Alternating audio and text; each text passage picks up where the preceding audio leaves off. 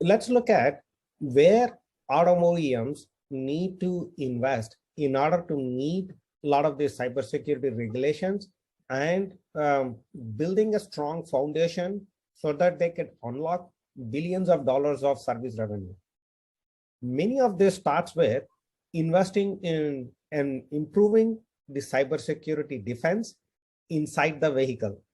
Today, we have three generations of vehicular architectures. The first vehicular architecture started in the early 2000s, which is very centric based on the ECUs. Many cars have about 170 ECUs. It is migrating to a next generation vehicle architectures, which is focused on domain controllers and zonal controllers.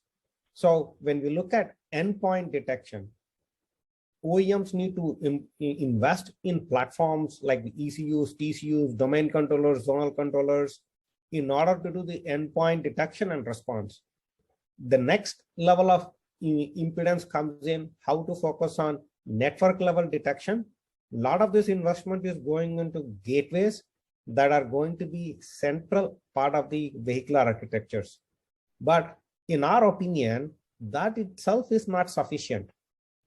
We at Harman believe computing inside in-vehicular platforms is not reasonable because the cybersecurity attacks are getting more sophisticated. They use a lot of brute force methodologies, and eventually it becomes a lot of denial of service.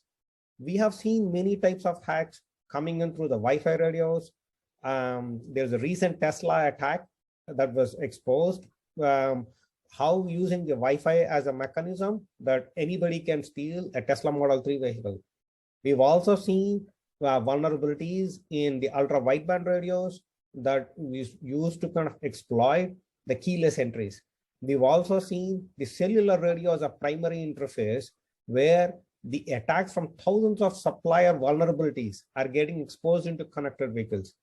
It may not be a problem today, but when these vehicles become different levels of automation, it becomes a real issue on where they should be investing their dollars. And this is the reason we at Harman started to focus on becoming a managed cybersecurity service provider, where we are going to invest a lot in the edge platforms, and these would be done on behalf of the auto OEMs.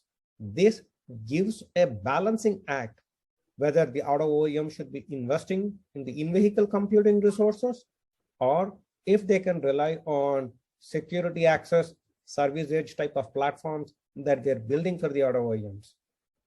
In addition to the SASE, there are many other types of technologies we are looking at, and together the key platform technology we are building will become a flagship service in meeting the cybersecurity regulatory compliances, but also in allowing to deploy secure software services for the consumers on behalf of the auto OEMs.